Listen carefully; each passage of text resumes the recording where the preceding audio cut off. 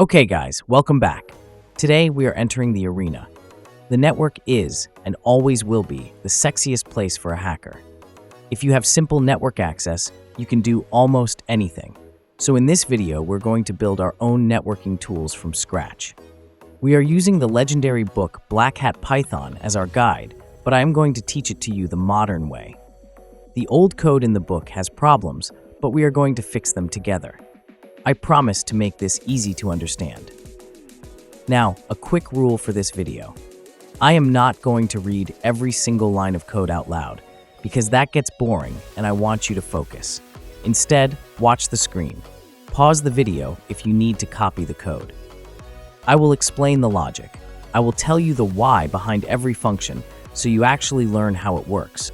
And stay tuned, because at the end of the video, I'm going to ask you a question to test your knowledge.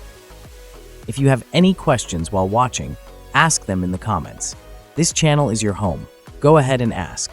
Now, let's start hacking the network with Python.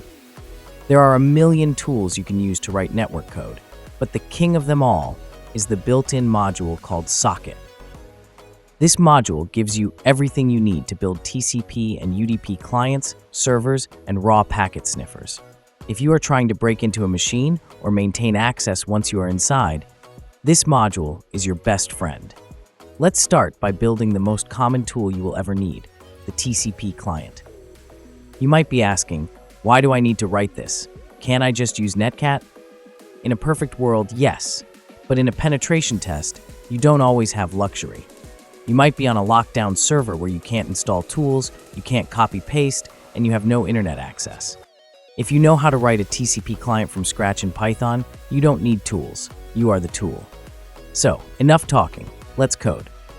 Okay, I wrote this code in my environment. If you didn't see my video on how to set up this environment, go back and watch my first video so you are ready to follow along. Let's open this TCP client script and talk about it. Before we write any logic, look at the very top line. You see that hashtag, exclamation point, /? That is called the shebang. Think of the shebang like a label on a DVD. It tells your computer exactly which player to use. By typing this line, you are telling Linux, hey, use the Python 3 engine to read this file.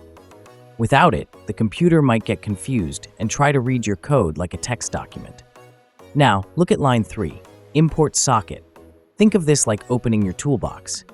Python has a lot of tools, but they are locked away until you ask for them.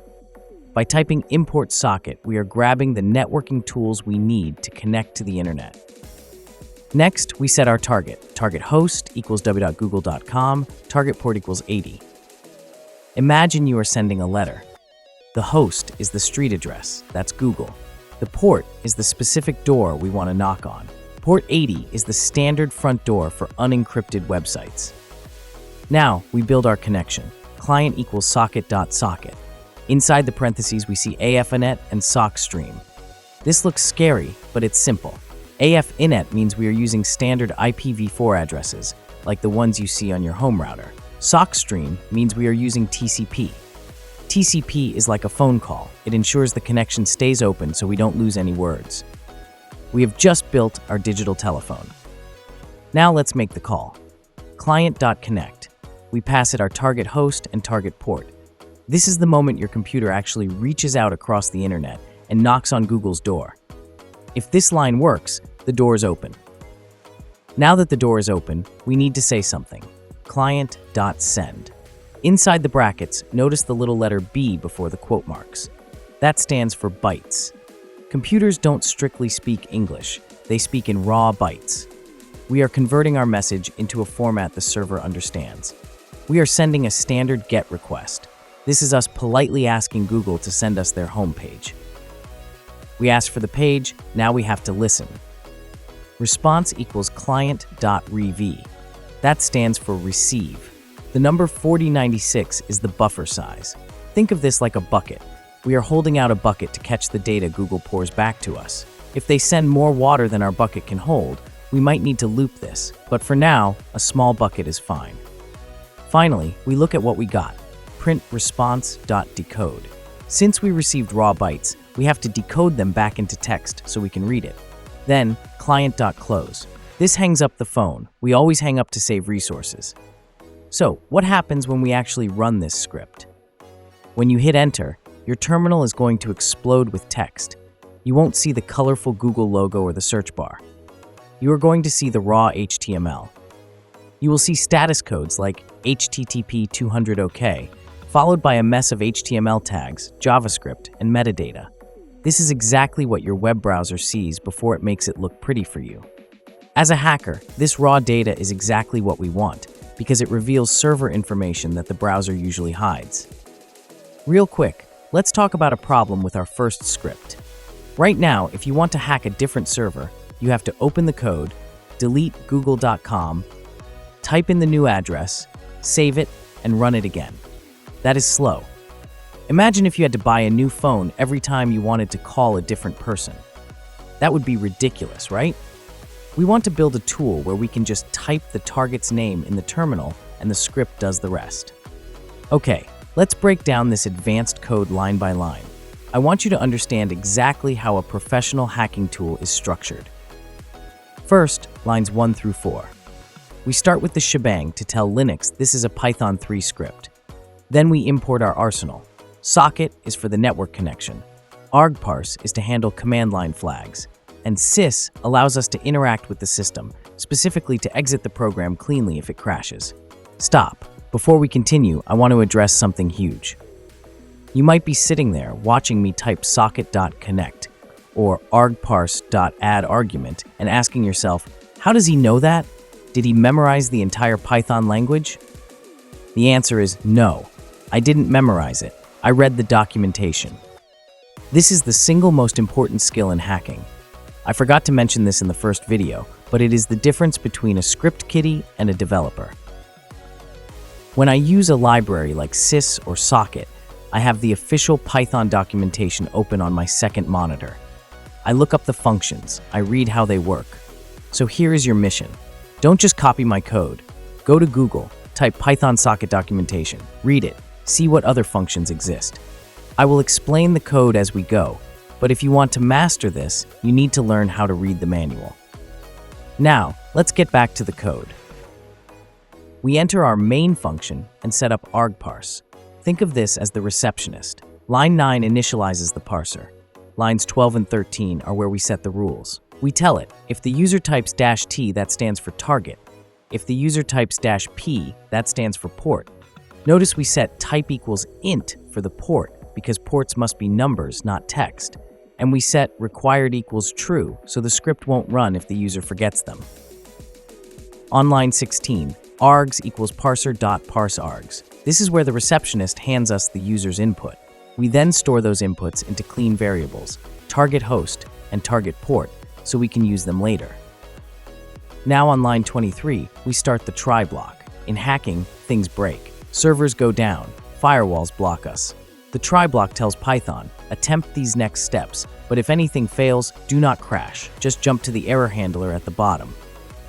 Line 26 is crucial, with socket.socket as client. This with keyword creates a context manager. In our basic script, we had to manually close the connection. If we forgot, we leaked memory. Here, the with statement guarantees that the socket closes automatically when we are done, even if an error happens. It keeps our tool stealthy and clean. Inside the block, we get to work. Line 28, client.set timeout 5. We give the server 5 seconds to reply. Hackers don't wait forever. Line 31, client.connect. We actually knock on the door using the target and port variable we got from the user earlier. In line 35, we build our request string, then client.send. We take that string and use .encode to turn it into raw bytes, then fire it across the network. Then, response equals client.rev. We hold out our bucket to catch 4096 bytes of data. Line 40. We decode those bytes back into text and print them to the screen so we can see if the exploit worked. Now, jump down to line 43. Accept exception as epry. This catches any failure from our try block. Instead of showing a messy traceback, we print a clean error message telling the user exactly what went wrong and use sys.exit to close the tool professionally. The main switch. Finally, the last 2 lines. if underscore underscore name underscore underscore equals main. This tells Python, if I run this file directly, execute the main function. This makes your code modular. You can reuse this entire script inside other hacking tools without it running automatically. This is the standard for professional Python development. So now, instead of a rigid script, we have a flexible tool. Go to your terminal, type pythtool.py tgoogle80. It works. That is how a real hacker builds tools. Now, let's create a UDP client. A Python UDP client is very similar to the TCP client we just built, but we need to make two small but critical changes. Remember, TCP is like a phone call. You have to connect before you speak. UDP is like sending a text message or a letter. You just send it and hope it gets there. It is connectionless. Let's look at the code. First, we define our target as 127.0.0.1 on port 9997. Now line 9, client equals socket.socket. We still use AF inet for IPv4, but notice the second argument, socket.sock dgram. Dgram stands for datagram. This tells Python we are using UDP. Do not try to create a persistent connection. Because UDP is connectionless, we skip the connect function entirely. Instead, we go straight to sending. Look at line 14, client.sendTo. We pass in our data bytes, AABBBCCC, and then we pass the target address right here in the function. We are basically throwing a packet at the server and walking away. Finally, we wait for a reply. Line 18, data addr equals client.receive_from. Notice it says receive from, not just receive. Because there is no open connection, Python has to tell us not just what the data is, but also who sent it. This function returns both the data and the sender's IP address. This script is quick, easy, and reliable enough for day-to-day hacking tasks. But I am not going to write the advanced version for you this time. Here is your mission. I want you to take the advanced TCP client we just made and convert it into an advanced UDP client. Use argparse. Add the try except blocks. Use what you learned in the last section to build this tool yourself. That is how you become a master. Okay, we have built the client, the tool that sends data. Now, we need to build the server, the tool that catches it. In the hacking world, this is often called a listener or a command and control server. If you exploit a machine and pop a reverse shell, this is the script running on your computer that catches that connection. Let's look at the top. We import socket and threading. You already know socket, but threading is the secret sauce here. Imagine a waiter at a restaurant. If he stays at one table talking to a customer for an hour, nobody else gets served. A single threaded server is like that waiter. It can only handle one hacker or one victim at a time. A multi-threaded server is like cloning that waiter. Every time a new customer walks in, we spawn a new waiter just for them. This allows us to handle dozens of connections simultaneously. Here we set our variables. Bind IP equal 0.0.0. In networking, 0.0.0 is a special address. It means listen on everything. Whether the connection comes in from your Wi-Fi card, your Ethernet cable, or your VPN TUN0 interface, this server will catch it. Bind port equal 9998. This is the port we are opening up. Make sure your firewall allows traffic here. Jump down to the main function. We create the socket object just like before, IPv4 and TCP. But on line 30, we see server.bind. This is the difference between a client and a server. A client connects, a server binds or stays put. We are telling the operating system, reserve port 998 for me. Nobody else can use it. Server.listen, 5. This puts the socket into listening mode. The number 5 is the backlog. Imagine a line outside a club. If 5 people try to connect at the exact same nanosecond, the server puts them in a queue. If a 6th person tries, they get rejected. 5 is usually enough for a basic tool. Servers need to run forever. They don't just run once and quit, so we open a while true loop. This will run until you manually kill the program with Ctrl+C. This line is critical. Client address equals server.accept. This is called a blocking call. When the code hits this line, it freezes. It pauses everything. It waits. It will sit there for seconds, hours, or days until a client connects. The moment a client connects, the freeze breaks. It returns two things. First, client. the actual connection object we use to talk back, then the address, the IP address and port of the victim. Now that we have a victim, we don't want to keep the main server busy talking to them. We want to go back to listening for more victims. So, on line 47, we create a thread. We tell it, go run the handle client function and take this client object with you. On line 48, clienthandler.start, we kick it off. The thread splits away and runs in the background. The main loop immediately circles back to server.accept to wait for the next connection. Finally, let's look at the handle client function at the top. This is where the conversation happens. We use with client socket as sock. This is that context manager again. It ensures that when the conversation is over, the connection is closed cleanly so we don't leak memory.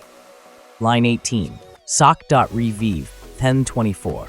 We listen for whatever the client sent us, up to 1024 bytes. In line 20, we print it out. In line 23, sock.send, we send acknowledgement back to the client to let them know we got the message. Once this function finishes, the thread dies, the connection closes, and the server keeps running. And that is it. You have just built a multi-threaded listener. This is the skeleton of every command and control server, every chat app, and every web server in existence. Okay, I'm going to stop here for today. I don't want this video to get too long or boring. We covered the core essentials, the TCP client, the UDP client, and the TCP server. If you have any questions or if your code isn't working, go ahead and ask in the comments section.